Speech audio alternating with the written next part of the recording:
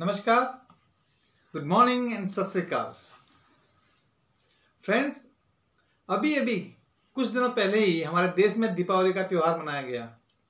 यूं तो पूरे दुनिया में, पूरे विश्व में इस त्यौहार को बड़े उल्लास और उमंगों के साथ मनाया जाता है, लेकिन हिंदुस्तान में तो इस त्यौहार के दिन खासी रौनक रहती है। लोग खूब खुश रहते हैं, एक दूसरे से गले मिलते हैं और मिठाइयाँ खाते हैं।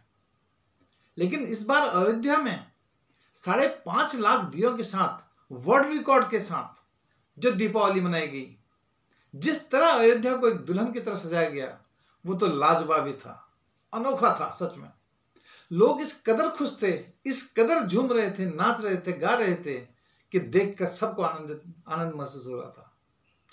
इस दृश्य को देख के लगता था कि भगवान राम जब एक्चुअली में वनवास से वापस आए होंगे, उस वक्त अयोध्या में क्या रौनक रहती होगी, उस वक्त लोगों की भावनाएं कैसी होती होंगी, उस वक्त वो कितने खुश हो रहे होंगे। इस दृश्य को, इस उत्सव को देखकर हमें क्या सीख लेनी चाहिए, हमें अपने जीवन को कैसे रोशन करना चाहिए, या जैसे हमारी आदत है इस मौके को भी यूं ही जाया कर देना चाहिए, या भगवान राम के आदर्शों को, उनके व्यवहार को अपने जीवन में लागू कर अपने जीवन को रोशन करना चाहिए। फ्रेंड्स, खुशी के इस मौके पर, आनंद के इस मौके पर, क्या हमारे जिगर में, हमारे मन में सोसाइटी के उस हिस्से का जरा सा भी ख्याल है जो भगवान राम को वैसे नहीं जानते जैसे हम और आप जानते हैं, या जिनकी भगवान राम में आस्था ही नहीं है, या फिर वो जो दूसरे धर्म के लोग हैं उनके बारे में हमारे मन में जरा सा ख्याल है? हम भगवान राम के बारे में अगर दूसरों को बताना चाहें, उनके आदर्शों के बारे में दूसरों को बताना चाहें, दूसरे धर्म के लोगों को बताना चाहें, या संपूर्ण रामायण के बारे में बताना चाहें, तो कैसे बताएं? क्या बात करें? क्या उनका गिरेबान पकड़ कर कहें कि बोल जय श्री राम बोल, और अगर वो फिर भी ना बोले तो उसको बेइज्जत करने में कोई कसर न छोड़ें?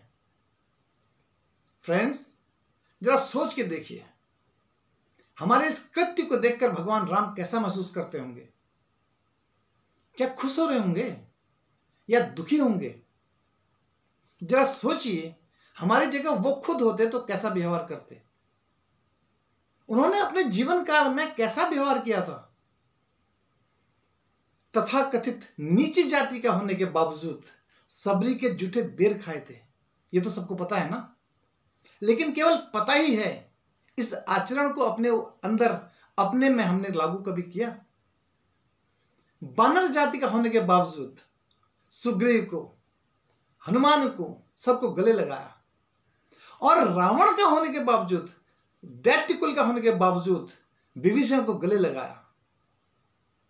फ्रेंड्स, प्रभु राम का परिचय शक्ति नहीं है, ताकत नहीं है, मसल्स नहीं है। प्रभु राम तो प्रेम, तपस्या, त्याग और सामाजिक सद्भाव के परिचय है, उनके पूरक है। हाँ, कभी कभी उन्होंने शक्ति का उपयोग किया है, वो भी अति आवश्यक होने के कारण, और वो भी शत्रु की गरिमा का पूर्ण ध्यान रखने के साथ।